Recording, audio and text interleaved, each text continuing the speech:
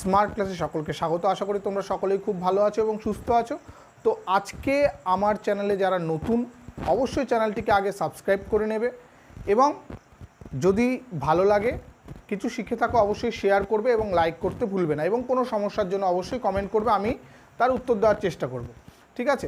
তো চলে আসি আজকের আলোচনায়। আজকের আলোচনা মেন জিনিসটা কি, আমরা দেখো ডেরিভেটিভের ক্ষেত্রে যে কোনো ডেরিভেবল অন্তর্কলনযোগ্য যে কোনো ফাংশনকে আমরা অন্তর্কলজ রূপে প্রকাশ করতে পারি, অর্থাৎ ডেরিভেটিভ বের করতে পারি, কারণ তার সাধারণ সূত্র ডেরিভেটিভে রয়েছে। ঠিক আছে? কিন্তু ইন্টিগ্রেশনের ক্ষেত্রে আমাদের কিন্তু যে কোনো সমাকলনযোগ্য রাশির আমরা সমাকলন করতে পারি না, কারণ তার সমস্ত সমাকলনযোগ্য রাশিকে সমাকলন করার মতো সাধারণ সূত্র নেই।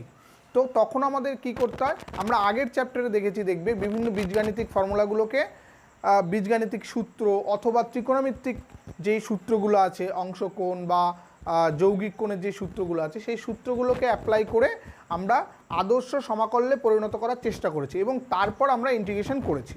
ঠিক আছে? এবং আজকে যেই চ্যাপ্টারটা আমরা শিখব, সেই চ্যাপ্টারেও আমরা সেই কাজই করব, কিন্তু একটু অন্যরকমভাবে। কীরকম? কোনো ফাংশন এমন আছে যেগুলোর আমরা সরাসরি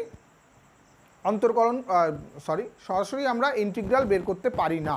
তখন কি করতে হবে, আমাদের যেই চলরাশিটা আছে, যে ভেরিয়েবলটা আছে, সেই ভেরিয়েবলটাকে যদি আমরা চেঞ্জ করি তাহলে একটা আদর্শ সমাকলন প্রকাশ করতে পারি।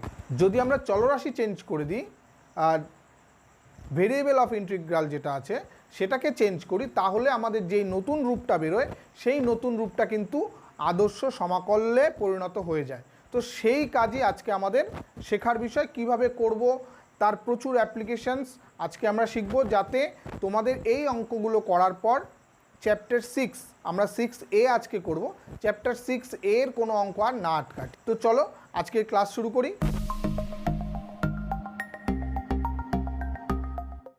আজকের বিষয় হলো মেথড অফ সাবস্টিটিউশন। আমি আগেই আলোচনা করেছি মেথড অফ সাবস্টিটিউশন জিনিসটা কি। মনে করো মেথড অফ সাবস্টিটিউশন কেন, আমরা কেন বললাম, যে কোনো সমাকলনের ক্ষেত্রে মনে করো আমাদের একটা সমাকলন দেওয়া আছে যেখানে f of x dx। ঠিক আছে? এখানে এই f of xটা হলো সমাকল্য বা ইন্টিগ্র্যান্ড। ঠিক আছে? আমাদের এই সমাকল্য বা ইন্টিগ্র্যান্ডকে আমাদের আদর্শ সমাকলনে পরিণত করতে হবে। কেন? কারণ এটা আদর্শ সমাকলনতে নেই। আমরা ধরে নিচ্ছি যে f of xটা আদর্শ সমাকলনতে নেই। আদর্শ সমাকলন জিনিসটা কি, চ্যাপ্টার 5-এ তোমরা আরেকবার রিক্যাপ করে দেখে নিতে পারো। যে সূত্রগুলো দেওয়া আছে সেগুলো ছিল আদর্শ সমাকলনের সূত্র। আমরা বেসিক যে সূত্রগুলো শিখেছি সেই সূত্রগুলোই কিন্তু আমাদের মেন সূত্র। সেগুলো থেকেই বাদবাকি আর যত সূত্র পড়বে তোমরা, সেই সূত্রগুলো ওই সব সূত্রকে সাহায্য নিয়েই আমরা করতে থাকবো।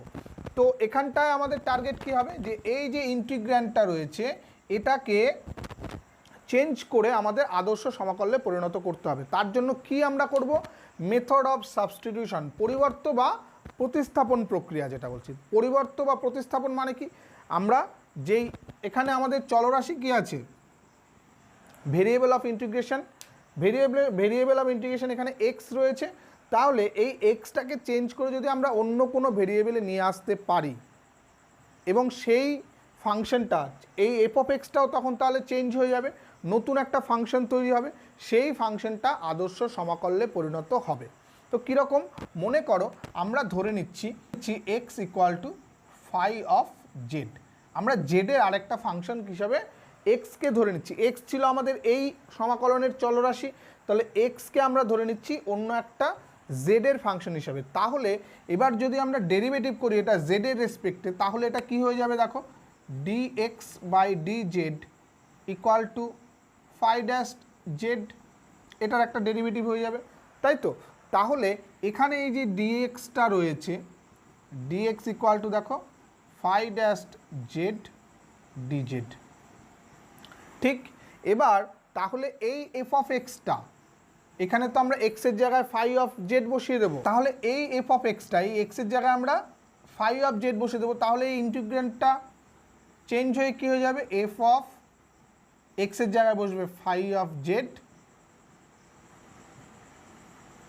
কী বসবে এখানে, ফাই ড্যাশ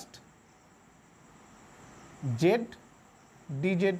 তাহলে এই যে একটা ফাংশন এবং এই একটা ফাংশন, এই দুটো মিলে নতুন একটা ইন্টিগ্র্যান্ড তৈরি করলো, নতুন একটা সমাকল্য তৈরি করবে, যেটা আদর্শ সমাকলনে পড়ে যাবে। আমাদের সেই সুইটেবল সাবস্টিটিউশনটাকে খুঁজে বের করতে হবে। বিভিন্ন অঙ্কের ক্ষেত্রে বিভিন্ন রকম সাবস্টিটিউশন হয়। এই অঙ্কগুলো কিন্তু তোমাদের সবসময় মনে রাখবে যে প্র্যাকটিসের ওপর নির্ভর করবে, কারণ কোথায় কি সাবস্টিটিউশন ধরছো সেটাই কিন্তু মেন। আমাদের অঙ্ক দেখেও বুঝতে পারি, অনেক জায়গায় অঙ্ক দেখে অনেক সময় বোঝা যায় না, বিভিন্ন রকম সাবস্টিটিউশন ধরে অঙ্ক হতে পারে।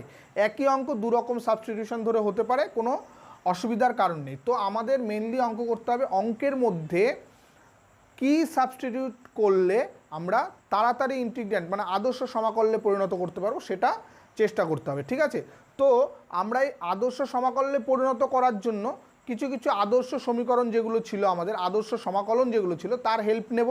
কয়েকটা এখানেও সূত্র আকারে কিছু মনে রাখবো, যেগুলোকে আমরা আদর্শ সমাকল্য বলতে পারি। এবার আমরা কয়েকটা ফর্ম, অর্থাৎ এই মেথড অফ সাবস্টিটিউশন করতে গিয়ে আমাদের ইন জেনারেল যেই ফর্মগুলো সবসময় কাজে লাগবে, সেগুলো কয়েকটা আমরা দেখে নিচ্ছি। দেখো, এইটা আলোচনা করার আগে আমার ফার্স্ট একটা জিনিস মনে করো, আমাদের রয়েছে a x plus b whole to the power n d x, এর ইন্টিগ্রেশন আমরা কীরকমভাবে করব। সিম্পলি দেখো, আমাদের এই রকম আকারে থাকলে এই ভেতরের যে অংশটা রয়েছে সেটাকে যদি আমরা জেড ধরি, x plus b equal to z. আমি সবার প্রথমেই বলেছিলাম যে মেথড অফ সাবস্টিটিউশনের ক্ষেত্রে একদম মেন যেই কাজটা সেটা হলো জেডকে ধরা, অর্থাৎ কাকে আমি সাবস্টিটিউট করতে চাইছি সেইটাকে ঠিকঠাক আইডেন্টিফাই করা। তো এক্ষেত্রে আমাদের দেখো এ এক্স প্লাস বিকে যদি আমরা জেড ধরি, এরপর আমরা যদি দুপাশে ডেরিভেটিভ করে দিই, এটা হয়ে যাচ্ছে এ ডিএক্স, কারণ এটার কনস্ট্যান্ট ডিএক্স ডেরিভেটিভ করলে 0 ইকুয়াল টু ডিজেড। তাহলে এই ডিএক্স ইকুয়াল টু কী হবে, 1/a ডিজেড। তাহলে আমি সিম্পলি একটুখানি দেখাই, তারপর আমি একটা একদম শর্ট প্রসেস বলবো যাতে এই জিনিসটা তোমরা একদম সহজেই করে ফেলতে পারো। তাহলে এই জিনিসটাকে আমরা জেড ধরেছিলাম, তাহলে এটা z to the power n, আর ডিএক্সের জায়গায় আসবে হলো 1/a ডিজেড। তাহলে 1/a বাইরে চলে আসবে, আর z to the power n এর integration equal to 1/a into এটা z to the power n plus 1/n plus 1। একটা জিনিস ভালো করে লক্ষ্য করো, এখানে ইন্টু 1/n প্লাস 1 তো হলোই, এখানে জেড বলতে আবার এ এক্স প্লাস বি যেটাকে আমরা ধরেছিলাম সেটাই আবার ফিরে আসবে, এখানে প্লাস সি একটা দিতে হবে। তাহলে একটা জিনিস আমাদের লক্ষ্য করতে হবে, এখানে দেখো এক্সের সঙ্গে যেই জিনিসটা রয়েছে সেটা শুধু বাই আকারে চলে এসছে, তারপরে আমরা মনে মনে সেটাকে আমরা জেড ধরে সহজে করতে পারি। ধরো আমাদের এরকম রয়েছে একটা integration 2x plus 5 whole to the power 9 dx. তাহলে সিম্পলি আমরা কি করব, এত বড় আমরা জেড ধরে করার দরকার নেই। সিম্পলি এটা মনে রাখবে, যদি একদম সিম্পল এই আকারে থাকে, আর কোথাও এক্স নেই, ভালো করে দেখে নিয়েছি আমরা, তাহলে এই 2টাকে শুধু বাইরে দেব 1/2 হিসাবে, আর এটাকে মনে মনে এক্স ধরে নিলে এক্স টু দি পাওয়ার 9-এর যেই ফর্মুলা হয়, এক্স টু দি পাওয়ার 9-এর ইন্টিগ্রেশন করলে কী হবে, x to the power 9 plus 1 মানে 10/10 প্লাস সি। দেখো আমাদের 1/20 into 2x plus 5 whole to the power 10 plus C, একদম এক লাইনে কিন্তু অঙ্ক হয়ে যাবে। এই জিনিসটা আমাদের একটুখানি মনে রাখতে হবে। হ্যাঁ, a plus x a x plus b whole to the power n dx হলে আমাদের ধরতে হবে actually z, a x plus বিকে জেড ধরতে হবে, কিন্তু আমরা সরাসরিও এই অঙ্কটাকে করে নিতে পারি, আমাদের সাবস্টিটিউশন করার দরকার নেই। এবার আমরা আসব নেক্সট যেটা আমাদের আদর্শ ফর্ম রয়েছে, সেটা হলো integration of f dash x by f of x dx equal to log of mod f of x plus C. তো আমরা প্রথমেই পড়েছিলাম যে ইন্টিগ্রেশন হলো অ্যান্টি ডেরিভেটিভ, অর্থাৎ কোনো একটা ফাংশনকে ডেরিভেটিভ করে যেটা পাওয়া যায় তার উল্টোটা করলে, ইন্টিগ্রেশন করলে আবার সেই ফাংশনে ফিরে আসে। অর্থাৎ এইটাকে ইন্টিগ্রেশন করে এইটা পাওয়া গেছে, তার মানে এর ডেরিভেটিভ করলে এটা পাওয়া যাবে, সেটা দেখি একটুখানি। লগ এফ অফ এক্স, এর যদি আমরা ডেরিভেটিভ করি ডিডি এক্স, তো কি হয়, লগ এক্সের ডেরিভেটিভ কি হয় 1/x, তাহলে 1/f অফ এক্স ইন্টু যেটাকে আমরা মনে মনে এক্স ধরেছি সেটার আবার ডেরিভেটিভ করতে হয়, অর্থাৎ এফ অফ এক্সের ডেরিভেটিভ এফ ড্যাশ এক্স। তাহলে এটা কি হয়ে গেল f dash x by f of x. ঠিক আছে, দেখো তার মানে এই অংশটা ডেরিভেটিভ করে এটা পাওয়া গেছে, তাহলে এর ইন্টিগ্রেশন করলে এটা পাওয়া যাবে, তাই তো। তাহলে একটা জিনিস আমাদের বেসিক কি মনে রাখতে হবে, যদি ওপরে ডি অফ নিচের যদি একটা কিছু ফাংশন থাকে, ধরো এখানে আমাদের এফ অফ এক্স রয়েছে, তাহলে ওপরেরটা d of f of x অর্থাৎ এফ ড্যাশ এক্স আর কি, নিচের ফাংশনটার ডেরিভেটিভ যদি ওপরে থাকে তাহলে আমরা সরাসরি তাকে আমরা লগ অফ মড সেই নিচের ফাংশনটাকে বসিয়ে দেব। বোঝা গেল? একটা এক্সাম্পল করলে একদম খুব তাড়াতাড়ি বুঝতে পারবে। মনে করো এরকম একটা রয়েছে, ওপরে আছে নিচে আছে হলো এক্স মাইনাস কস এক্স, আর ওপরে আছে 1 প্লাস সাইন এক্স ডিএক্স। এর ইন্টিগ্রেশন আমাদের করতে দিল। সিম্পলি দেখো এই অংশটার ডেরিভেটিভ ওপরে রয়েছে না, এক্সের ডেরিভেটিভ করলে 1, কস এক্সের ডেরিভেটিভ করলে মাইনাস সাইন এক্স, তাহলে মাইনাস মাইনাস প্লাস হয়ে যাচ্ছে। তাহলে এটাকে আমরা সরাসরি এক্স মাইনাস কস এক্স বা এটাকে আমরা D of x minus cos x লিখতে পারি, অর্থাৎ এর ডেরিভেটিভ করলে এটা পাওয়া যাচ্ছে। তো এই রকম যদি থাকে, আমি একটু আগে কি বলেছি যে নিচেরটার ডেরিভেটিভ যদি ওপরে থাকে তাহলে সরাসরি আমরা log of mod x minus cos x plus c এই আকারে লিখে দেব। ঠিক আছে, এই ফর্মটা দিয়েই আমাদের বাদবাকি সব কটা ফর্ম দেখানো রয়েছে একটা ফর্মের ওপর ডিপেন্ড করে, অর্থাৎ আমাদের এই চ্যাপ্টারে কিন্তু এই ফর্মটাই হলো মেন কাজ করবে। ঠিক আছে, এই ফর্মের ওপরে বেশিরভাগ অঙ্কগুলো হয়ে যাবে। ঠিক আছে, পরেরগুলো কিভাবে আসছে একটু দেখে নিই। পরেরটা আসছে দেখো ট্যান এক্স ডিএক্স। তাহলে ট্যান এক্সকে আমরা সরাসরি কি করব, ইন্টিগ্রেশনের সূত্র তো আমরা জানি না, তো এখানটা আমরা sine x by cos x আকারে লিখতে পারি। তাহলে কস এক্সের ডেরিভেটিভ কী হয়, কস এক্সের ডেরিভেটিভ মাইনাস সাইন এক্স হয়, তাহলে এখানটা একটা মাইনাস এনে এখানে মাইনাস সাইন এক্স লিখতে পারি আমরা। তাহলে এর ডেরিভেটিভ ওপরে চলে গেল, তাহলে simply minus of log mod cos x plus c. এবার এই মাইনাস এটাকে আমরা 1 ধরলে এর পাওয়ার চলে আসবে লগ কস টু দি পাওয়ার -1 মানে 1 বাই কস এক্স, তার মানে এটাই তো লগ সেক এক্স হয়ে গেল। ঠিক আছে, এরকমও লিখতে পারি, কখনো আবার মাইনাস লগ কস এক মড কস এক্সও লিখতে পারি। এটা গেল ট্যানের ক্ষেত্রে। কটেরটা কী হবে, একই রকম জাস্ট উল্টো, এটা আমি আর দেখালাম না। হ্যাঁ,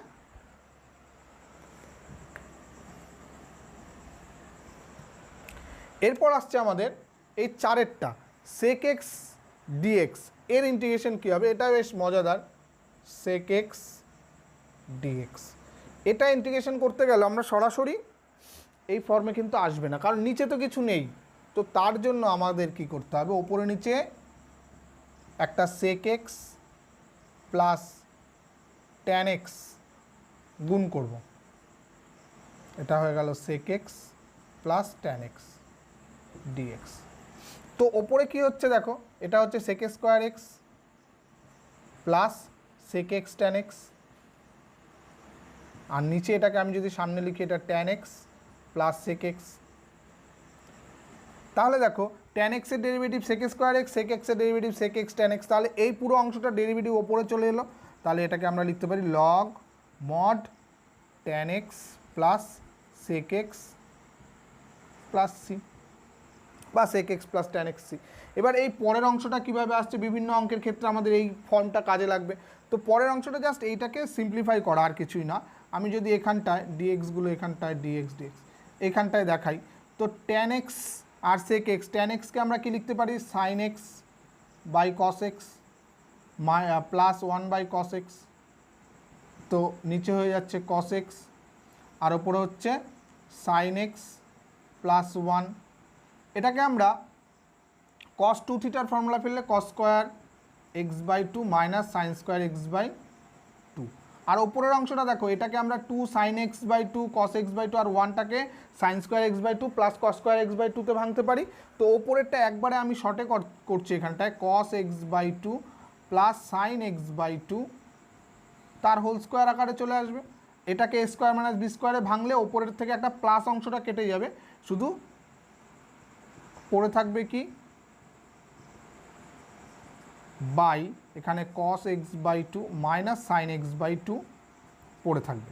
তো এবার কি হবে, cos x/2 দিয়ে যদি ভাগ করে দিই তাহলে 1 প্লাস এটা tan x/2 আর এটা 1 মাইনাস tan x/2।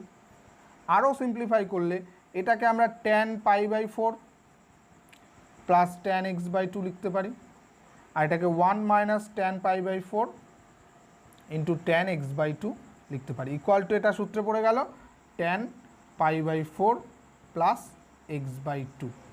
ঠিক আছে, তাহলে এই পার্টটাই আমরা এখানে কনভার্ট করে নিচ্ছি।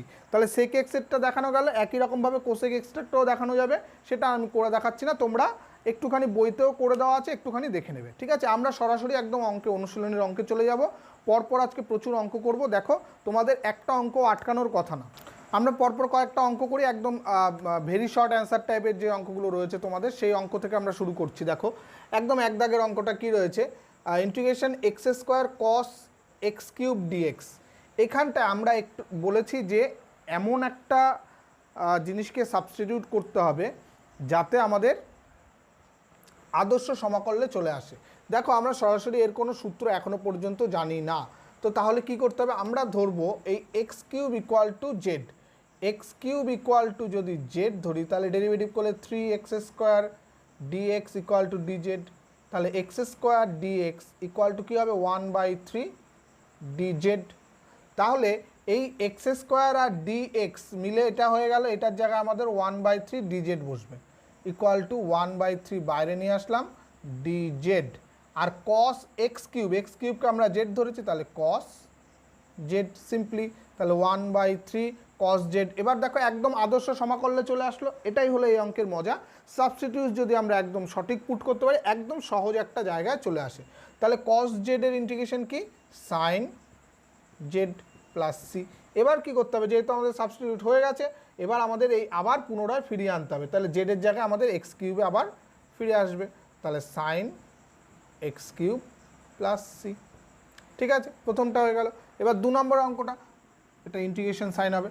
দেখো 2 নম্বর অঙ্কটা আমি একদম প্রথমেই বলেছিলাম যে এই রকম টাইপের থাকলে, দেখো একটাই x আছে, এরকম টাইপের থাকলে আমরা কি করব, যে x এর সঙ্গে যেই সহগটা রয়েছে সেটা 1 আকারে চলে আসবে। তো এখানে x এর সঙ্গে সহগ রয়েছে -3, তাহলে -1/3 নিয়ে আসবো, আর এই পুরো অংশটাকে আমরা একটা x হিসাবে ট্রিট করব। তাহলে x হিসাবে ট্রিট করলে x⁴, ফর্মুলা কী হবে 2⁸ 7 + 1 + c, অর্থাৎ এখানটা হয়ে যাবে -1/24 2 - 3x ⁸ + c। এটা হয়ে গেল আমাদের 2 নম্বর অঙ্কটা। এবার আমরা চলে আসবো 4-এর 2-এর অঙ্কটা, 4 দাগের 2 নম্বর অঙ্কটা। এটাও আমরা আগের ফর্মুলাটা যেটা করেছি এই ফর্মটা অনুযায়ী করব। এখানে দেখো sec² 7 - 4x, এখানটায় x এর সঙ্গে আর কিছু নেই, এখানে -4, তাহলে এখানে -4টাকে শুধু 1/, তাহলে এটা সিম্পলি কী হবে, আমরা ইন্টিগ্রেশন করার পরে করব একবারে। sec² x হিসাবে কল্পনা করব আমরা, তাহলে sec² x এর ইন্টিগ্রেশন কি tan x, তাহলে সিম্পলি আগে 1/4টাকে বাইরে আনবো, আর এটা হয়ে যাবে tan x, মানে এখানটা 7 - 4x প্লাস c। ঠিক আছে, তাহলে এরকম টাইপের অঙ্ক থাকলে আমরা একদম চোখের নিমিষে আমরা করে দিতে পারবো। শুধুমাত্র তোমরা যদি একটু বিস্তৃতভাবে করতে চাও তাহলে এই জিনিসটাকে আমাদের জেড ধরে নিতে হবে, তাহলে sec² z এর ইন্টিগ্রেশন tan, সেইভাবে করতে হবে। আরেকটা দেখো এবার 7 দাগের অঙ্কটা, এটা একটুখানি ভালো অঙ্ক। এখানটা বলছে dx/x log x। তো এখানটা আমরা কি একটা জিনিস দেখো, আমাদের এরকম টাইপের থাকলে লগের সঙ্গে যেই অংশটা রয়েছে সেই অংশটাকে দেখতে হবে কি করা যায়। তাহলে log x কে যদি আমরা z ধরি, log x ইকুয়াল টু যদি z ধরি, তাহলে এটা 1/x dx ইন্টিগ্রেশন, দুপাশে ডেরিভেটিভ করে দিলাম। এবার দেখো এই যে 1/x dx এই অংশটা চলে আসবে না dz হিসাবে, তাহলে এটা চলে গেল dz হিসাবে ওপরে, আর log x মানে z। তাহলে সিম্পলি এটা অ্যাকচুয়ালি আমরা এরকম লিখতে পারি 1/z dz, তাহলে এটার তো আমরা সিম্পল ইন্টিগ্রেশন জানি log z প্লাস c। তাহলে z এর মান ধরেছিলাম log x, তাহলে log of mod log x plus c, এই হয়ে গেল আমাদের অ্যান্সার। ঠিক আছে, বোঝা গেল। এই 4টে অঙ্ক করলাম, আরও পরপর দেখো অঙ্কগুলো করতে থাকবো, একদম ইজি অঙ্ক মনে হবে তোমাদের কাছে। এবার আরও পরপর অঙ্ক চলে আসছে। দেখো 12 দাগের অঙ্কটা আমরা নিয়েছি। দেখো integration cos root x by root x dx. তো সিম্পলি এইসব জায়গার ক্ষেত্রে আমাদের ভাগের কোনো ফর্মুলা আমরা জানি না, তো সিম্পলি আমাদের দেখতে হবে কসের ভেতরে যে অংশটা রয়েছে এই রুট এক্সটাকে আমরা যদি জেড ধরি, ইকুয়াল টু জেড ধরলাম, তাহলে এবার এর যদি ডেরিভেটিভ করি, দেখো x to the power half, তার ডেরিভেটিভ করলে হাফটা সামনে আসবে এবং x to the power half minus one d x equal to d z. তো এটা অ্যাকচুয়ালি কী হবে, হাফ, এখানটা x to the power minus half হয়ে যাবে, দিস ইমপ্লাইজ টু নিচেই লিখলাম root x dx equal to d z. তাহলে এই টুটাকে যদি এদিকে দিয়ে দিই তাহলে one by root x dx equal to two d z. তো এবার ব্যাপারটা কি হলো দেখো, এই যে ওয়ান বাই রুট এক্সটা রয়েছে by d x by root x, সেটা সমান সমান টু জেড বসে যাবে, টু ডিজেড। তো এখানটায় বসে গেল টু ডিজেড। আর কস রুট এক্স, তাহলে কস রুট এক্সের জায়গায় আমাদের বসে যাবে জেড, তাহলে এই টু চলে আসলো বাইরে, হয়ে গেল কস জেড শুধুমাত্র। তাহলে কস জেডের integration sine z plus C. তো এখানটায় টু সাইন জেড মানে হলো রুট এক্স প্লাস সি, হয়ে গেল আমাদের অ্যান্সার 12 দাগেরটা। 13 দাগেরটাও একই রকম, এখানে দেখো sign into sign of cos x, তাহলে একদম স্পষ্ট বোঝা যাচ্ছে যে এই অংশটাকে আমাদের জেড ধরতে হবে। তাহলে কস এক্স ইকুয়াল টু যদি জেড ধরি minus sine x D x equal to DZ. এই জিনিসটা কিন্তু অনেক সময় অনেকের ভুল হয়ে যায় যে কস এক্সের ইন্টিগ্রেশন যেহেতু শুধুমাত্র পজিটিভ সাইন এক্স, কিন্তু ডেরিভেটিভের কিন্তু মাইনাস, এটা মনে রাখতে হবে। হ্যাঁ, তাহলে sine d x equal to কী হবে, sine x dx equal to minus dz. তো এই সাইন এক্স এবং ডিএক্স মিলে হয়ে গেল মাইনাস ডিজেড, এবং এই সাইন কস এক্সের জায়গায় বসবে জেড, তাহলে সাইন জেড, আর এটা হলো মাইনাস ডিজেড। তাহলে মাইনাস যদি বাইরে আনি আর সাইন জেড ডিজেড, তাহলে হয়ে যাবে কস জেড, কিন্তু সাইন জেডের ইন্টিগ্রেশনের সময় কিন্তু মাইনাস হয় প্লাস সি, তাহলে মাইনাস মাইনাস প্লাস হয়ে যাচ্ছে, কস জেড মানে হয়ে যাবে cos of cos x plus C. ঠিক আছে, একদম সহজ অঙ্কগুলো। এরপরে আরও পরপর অঙ্কগুলো চলে আসছে, দেখো 14 দাগের 2 এর অঙ্কটা। সিম্পলি এখানে sine of tan inverse x by one plus x square d x, একদম চোখে দেখেই আমরা বুঝতে পারবো যে ট্যান ইনভার্স এক্সের ডেরিভেটিভ করলে ওয়ান প্লাস এক্স স্কোয়ার চলে আসে ওয়ান বাই, তাহলে সেটাকে আমরা জেড ধরে নেব, tan inverse x equal to Z. এগুলো একদম এলিমেন্টারি অঙ্ক, যেহেতু প্রথম দিকের তাই আমি একটুখানি সরি, ট্যান ইনভার্স এক্সের ডেরিভেটিভ করলে one by one plus x square, তাহলে ডিএক্স ইকুয়াল টু ডিজেড।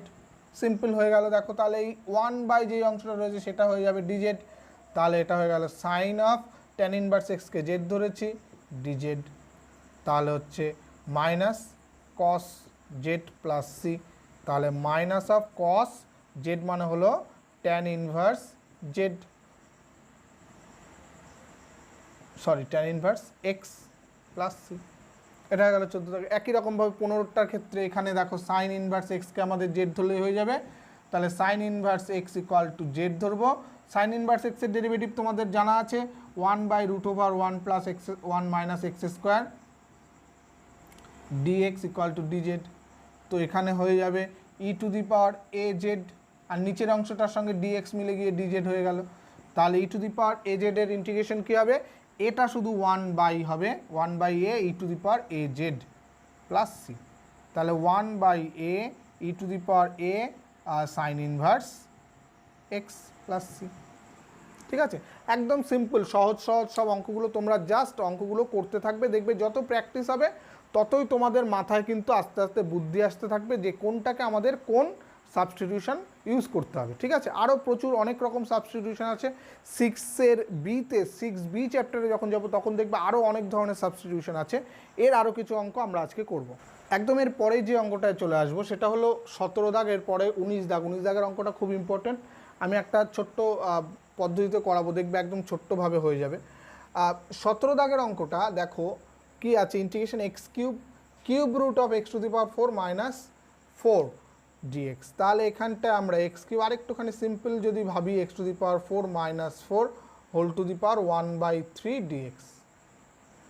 তাহলে এখানে কোনটাকে আমরা সাবস্টিটিউট করতে হবে, দেখো এই অংশটাকে সাবস্টিটিউট করতে হবে, কারণ আমাদের এখানে ভাঙার মতো কিছু নেই, হোল টু দি পাওয়ারে ভাঙতে পারবো না, তো সিম্পলি এখানে কোনো কিছু ভাবার দরকারই নেই। আর x to the power 4 minus 4 equal to আমরা জেড ধরছি।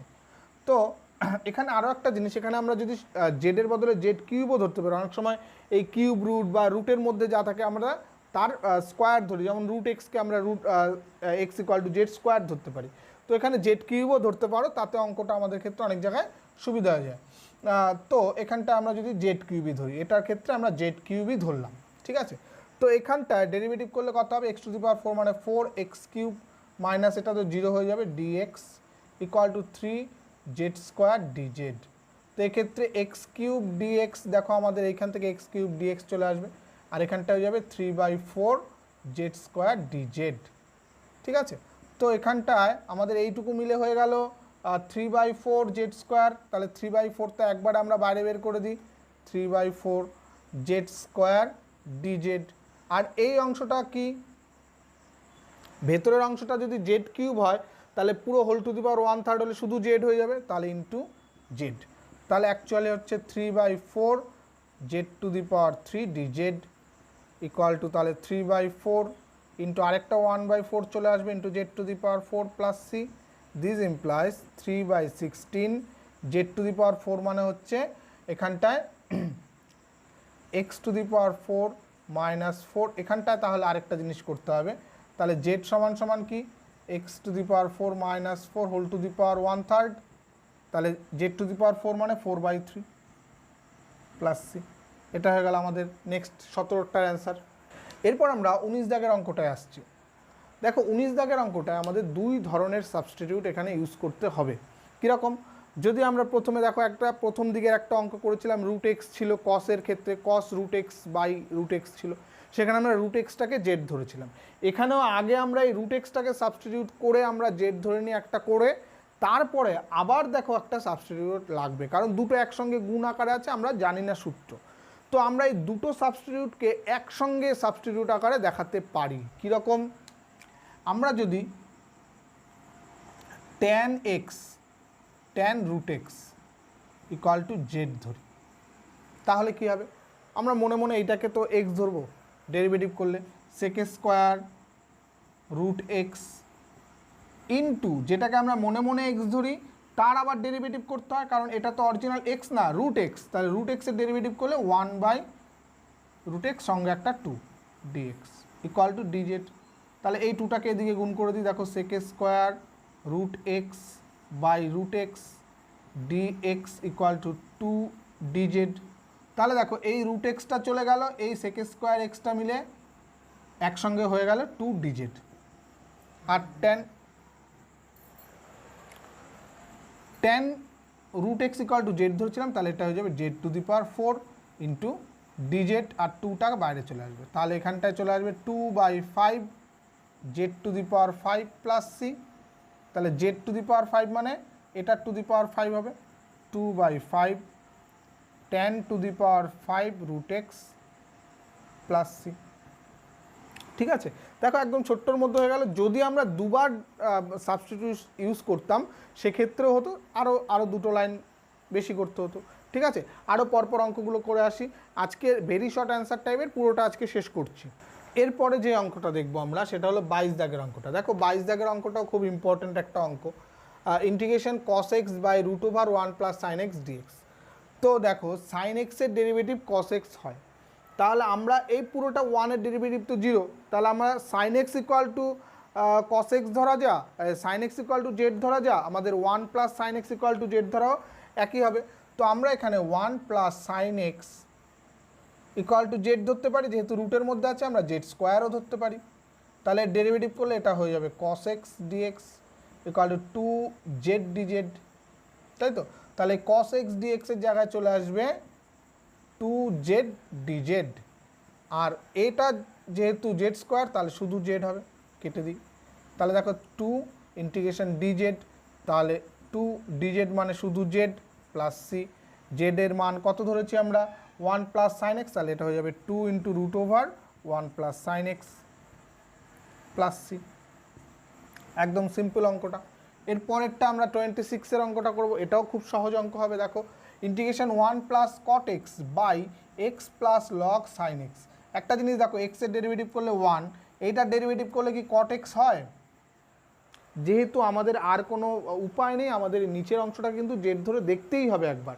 একটা জিনিস মনে রাখবে, এই যে ইন্টিগ্রেশন প্রসেসগুলো যে আদর্শ সমাকলনে পরিণত করার, সেটা কিন্তু একটা ট্রায়াল প্রসেস।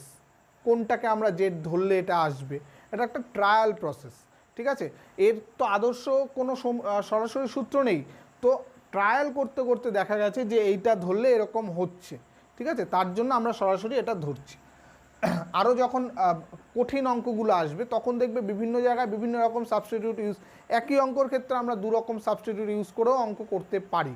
তো সেক্ষেত্রে ট্রায়াল করতে করতে দেখা গেছে যে এই দু রকমভাবেই হচ্ছে, ঠিক আছে? তো এই ক্ষেত্রে কী করবো আমরা, x plus log sine x equal to আমরা জেড ধরছি, তাহলে ডেরিভেটিভ করলে 1 plus log sine x, sine এক্সের লগ এক্সের ডেরিভেটিভ কি 1 by cos x, sorry 1 by x, তাহলে 1 বাই সাইন এক্স। আবার সাইন এক্সের ডেরিভেটিভ করতে হবে, ওপরে আসবে কস এক্স সম্পূর্ণটা ডিএক্স ইকুয়াল টু ডিজেড, তাহলে 1 প্লাস এটা হয়ে গেল cot x dx equal to d z. তাহলে দেখো ওপরের অংশটা চলে আসলো, আর নিচেরটা জেড ধরছি, তাহলে 1 বাই জেড ডিজেড। তাহলে ইন্টিগ্রেশন এটা তো জানি আমরা, log mod z plus c. এবার মড জেডের জায়গায় আমরা সিম্পল মান বসিয়ে দিই, log of x plus log sec x sine x, sorry sine x plus C, ঠিক আছে? খুব সহজ অঙ্কগুলো, পরপর আর দুটো তিনটে অঙ্ক করলে একদম লাস্টের দুটো অঙ্ক কিন্তু খুব ইম্পর্টেন্ট, বেশ সুন্দর অঙ্ক, সেই দুটো অঙ্ক আজকে আমরা করব। 30 দাগের অঙ্কটা বেশ ভালো অঙ্ক এবং সহজ সাবস্টিটিউশনে কিন্তু এটা হবে না। দেখো আমরা নিচের অংশটা যদি সাবস্টিটিউট করি, নিচের অংশটাকে জেড ধরি, তাহলে কিছু কি আসবে, এক্স স্কোয়ার ইন্টু এক্স কস এক্স আকারে, তার ডেরিভেটিভ করলে এক্স স্কোয়ারের ডেরিভেটিভ আবার একটা এক্স থাকবে, সেটা কিন্তু উপরেরটার সঙ্গে মিলছে না। তো কি করতে হবে, তার জন্য আমাদের একটু বিশেষ কিছু করতে হবে। আমরা কি করব, দেখো এই কস এক্স প্লাস একটা এক্স করি, plus x sine x minus x করি, করা যেতে পারে। তাহলে x into x plus cos x. একটা জিনিস মনে রাখবে, কস এক্সের ডেরিভেটিভ কিন্তু মাইনাস সাইন এক্স, এক্ষেত্রে খুব ইম্পর্টেন্ট। তাহলে এই কস এক্স প্লাস এক্স এটাকে একটা ব্র্যাকেটে রাখছি, আর এখান থেকে মাইনাস এক্স কমন নিয়ে 1 মাইনাস সাইন এক্স আকারে এভাবে লিখছি।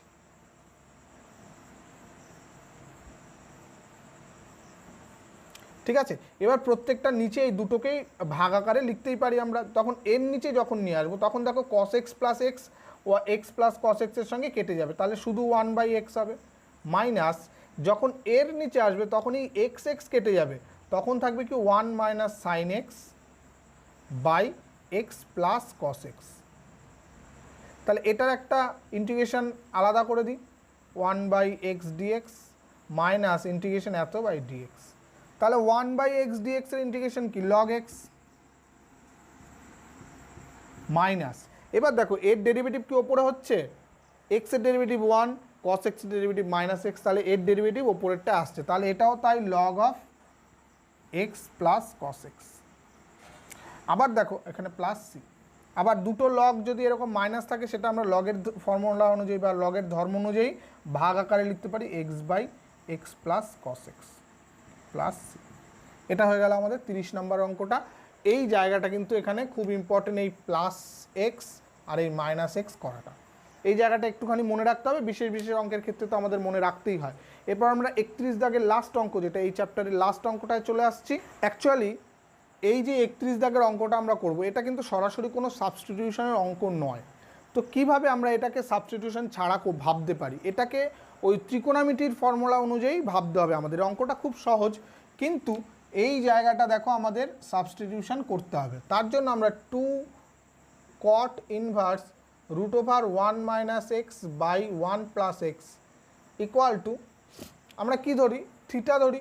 এখানে যদি থিটা ধরি তাহলে থিটা বাই 2, এই 2 নিচে আসছে, তার জন্য আমরা 2 থিটা ধরছি। কেন 2 থিটা ধরলাম, যাতে এই দুপাশের 2 কাটা যায়। তাহলে এই জিনিসটা অ্যাকচুয়ালি কী হয়ে যাচ্ছে, কস 2 থিটা চলে আসছে না। আচ্ছা, তাহলে থিটা কিন্তু এক্সেরই একটা ফাংশন, এটা মনে রাখতে হবে। তাহলে এখান থেকে আমাদের সিম্পলিফাই করব, cot inverse one minus x by one plus x equal to কত হবে, টু টু কেটে গিয়ে থিটা। তাহলে কটটা এপাশে ইনভার্স আকারে চলে আসলে one minus x by one plus x equal to হয়ে যাবে কট থিটা। আবার এই রুট আছে, স্কোয়ার করে দিলে কট স্কোয়ার থিটা। এবার দেখো আমরা যদি যোগ ভাগ প্রক্রিয়া করি তাহলে কি হবে, যোগ ভাগ প্রক্রিয়া করলে one minus x plus x by one minus x minus one minus x, এখানেও তাই, এখানে নিচে বাই ওয়ান আছে, cot square theta plus one একবার আর cot square theta minus one একবার। তো এখানটায় কী হচ্ছে, ওপরে দেখো এক্স এক্স কেটে গিয়ে টু আর নিচে হচ্ছে মাইনাস টু এক্স, তাহলে টু টু কেটে গিয়ে minus one by x equal to এটা কি আসছে, cot square theta plus one by cot square theta minus one. আচ্ছা, এই কট স্কোয়ার থিটা যে মাইনাস ওয়ান রয়েছে এটাকে আমরা কিভাবে লিখতে পারি, দেখো cosec square theta minus cot square theta equal to one, cosec square theta minus cot square theta equal to one. তাহলে এটাকে এই পাশে নিয়ে আসলে cosec square theta equal to one plus cot square theta, এই যে এই অংশটাকে আমাদের কোসেক স্কোয়ার থিটা আকারে লেখা যায়। তাহলে আমরা একবারে উল্টে দিই এটাকে, হ্যাঁ, আর মাইনাস এক্স ইকুয়াল টু এটা হয়ে যাবে cot square theta minus one by cosec square theta. আর এই মাইনাসটা যদি এদিকে গুণ করে দিই তাহলে এক্স ইকুয়াল টু কী আসছে একটুখানি দেখো, ওপরে আসছে দেখো ওয়ান মাইনাস কট বলতে এখানটায় কী লিখতে পারি, cos square theta by sine square theta by এটা হয়ে গেল, এটাকে one by sine square theta লিখতে পারি। এই one by sine square theta যদি ওপরে তুলে নিয়ে আসি তাহলে কি হয় দেখো, x equal to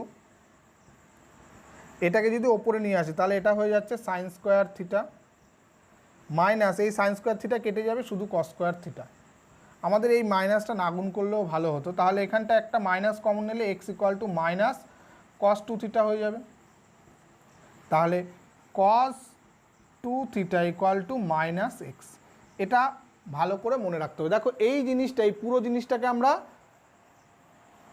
two theta ধরেছিলাম, তাহলে সেই জায়গায় কস টু থিটা ইকুয়াল টু যদি মাইনাস এক্স হয় তাহলে সরাসরি এটাকে আমরা কি লিখতে পারি, মাইনাস এক্স ডিএক্স, তাই তো, কারণ এই পুরো অংশটাকে আমরা টু থিটা ধরেছিলাম, তাহলে এটা কস টু থিটা হয়ে গেল।